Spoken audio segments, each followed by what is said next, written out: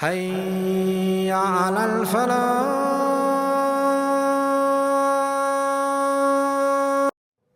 What you were looking at was nude and unacceptable, wallahi, my brothers and sisters, it has an impact and it leaves a mark in your brain, your heart, your spirituality is damaged. It's like a Ferrari going into a wall, and believe me, even if it is repaired by panel beating, people would know, you would know, this car is damaged, it's no longer as it was.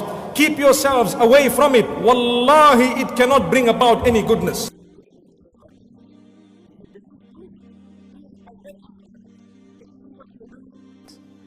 The second that we're living in now will never ever come back. Forget about 100 years and 1,000 years. The moment I stood up here is gone. It's over. It's never to return. What happened in that moment is over. It's written, it's recorded, and that's it. Hujjatun li aw alayya. It's either going to be for me or against me on the day of Qiyamah. So I need to make use of it properly. There are two gifts of Allah subhanahu wa ta'ala that many people have not realized or are deceived regarding its importance and its magnitude and its greatness. What are the two things? Your health and your time. Your free time. Now here I know we're speaking of free time. That's because you're meant to be occupied in that which will benefit you, not in that which will not benefit you. Because you only live the moment once. What are these opportunities? The first one, the opportunity of your health before sickness overtakes you. When you're healthy, that health is temporary. It will definitely be tested. It will either go away in batches or sometimes completely. So you need to use your health. When you're healthy, make sure you do something constructive. Make sure you use that health in the right direction. Instead of waiting, and then when you're sick, you say, I wish I could have read Salah. Now I'm sitting, I can't even read Salah standing. And then Allah talks about the big one, and that's the one I really want to end this conversation with, even though there's more to go. But Allah makes such a big deal out of this subject that again, just like there were 3 ayat about Judgment Day, now there are وَالَّذِينَ هُمْ لِفُرُوجِهِمْ حَافِظُونَ إِلَّا عَلَىٰ أَزْوَاجِهِمْ أَوْ مَا مَلَكَتْ أَيْمَانُهُمْ فَإِنَّهُمْ غَيْرُ مَلُومِينَ فَمَنِ ابْتَغَى وَرَاءَ ذَلِكَ فَأُولَٰئِكَ هُمُ الْعَادُونَ. 3 ayat about the same subject again. The only other subject that got 3 ayat was what? In this list. What's the only other subject that got 3 ayat? Judgment Day. Judgment Day and punishment. This is the next subject that gets 3 ayat. And you know what the subject is? Shamelessness. People who guard their privates. We live in the ultimately shameless world today. The world in which streaming videos off of any website are available on your mobile device. The age in which the pornography industry is a multi-trillion-dollar industry. The point of which, the agenda of which is to make sure every one of you is a consumer of filth in one way or another. That every man, woman, and child is exposed to this stuff, and they're hoping you are, so you become addicted to it, so you become yet another consumer. This is the gift of pornography to society. It's creating people, turning people into animals and perverts. And some of you unfortunately have that addiction. And you're watching this stuff online. And you're watching it and saving it on your apps and your mobile devices. And you don't feel bad about it anymore. You've justified it to yourself. And you feel bad about it once in a while, but you go back to it.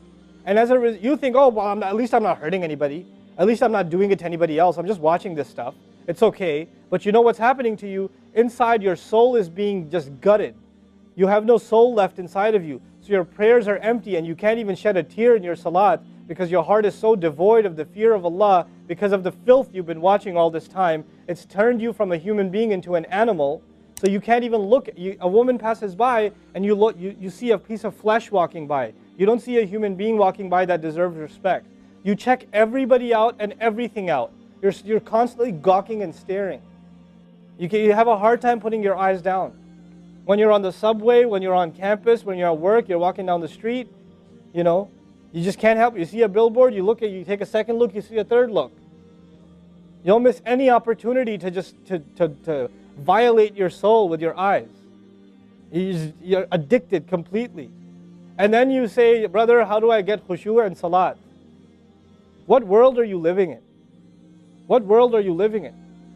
Ayyuhal ikhwa, my brothers, specifically my brothers. And I know some sisters have this issue too. It's a sad reality. This is a war. This is a war. This is more dangerous than any military war. This is the war that's destroying our souls. It's making its way into our homes. It's making its way, if I want to protect my children from this stuff as much as possible. But when my child goes to school, and it doesn't matter if it's Islamic school, there's a very high statistical likelihood that someone, a friend, with their iPod, with their mobile device, will say, hey, look at this. Al-Adawah in Arabic means animosity. Allah says, whoever pursues their urges to be fulfilled outside of the halal, outside of the marriage, whoever pursues that, then they are engaged in an act of aggression. The question is, aggression against who? Because when you say enemy, then you have to say enemy of who? If they've become an enemy, who have you become an enemy to? Allah didn't mention a maf'ul bihi, no jar majroor, nothing related to it. You know what that means? They are an enemy to themselves, their family. They become an enemy even to Allah's teaching. These are the kinds of people. The most important asset you and I have is our hearts. And this shamelessness destroys the hearts. It destroys it. The most precious thing you and I have to preserve is our iman. And these filthy images is destroying your iman. They're tearing your iman apart. Don't let it happen to you. Do not let it happen to you. And I can only talk about this. I can't stop you from doing anything. And nobody else can. You will have to police yourself. You will have to control yourself. You'll have to make the decision, is my iman important enough? Is my salat important enough? Or should I just carry on and pretend? You know what I told you about jazur, right? When you come across evil, you just don't want to deal with it. You just ignore it. There's a lot of people like that. They hear this stuff and they don't deal with it. They just ignore it. And you're jazur. Then you're not from the musallin. Illa al-musallin. If you don't be from the people of jazur, from the jazureen. Don't be from them. The people who just leave it. They don't even deal with their problem. They run from it. And they cave in every time. And they're reactionary. And that's the beautiful thing about the beginning of this passage. Halua, reactionary. Usually we react to temptation. You react to an image and it leads you to a site, which leads you to something else, which leads you to something else. You're constantly reacting to things. You're supposed to learn to have the right reaction, and the right reaction comes when we become people of salat. The only thing we can do is have a mature conversation about this and teach our youth to deal with this and navigate this and not fall into it. The elders that are here, stop watching Indian movies, man. Why are you sitting in a lecture talking about salat and the importance of salat and you don't guard your shame? Mother and daughter and husband and wife and sister sitting together watching whatever? God, come on. Stop. وَالَّذِينَ هُمْ لِفُرُوجِهِمْ حَافِظُونَ. They guard their privates. But guarding your privates doesn't mean you don't commit zina. It means everything that leads to the temptation. Everything that leads to it. They watch it. They guard it. They know it's under attack. They know that their shame is under attack. They realize that their weakness is their urges. Those urges that Allah put inside of us that are so strong. Allah put them there for a reason. He did.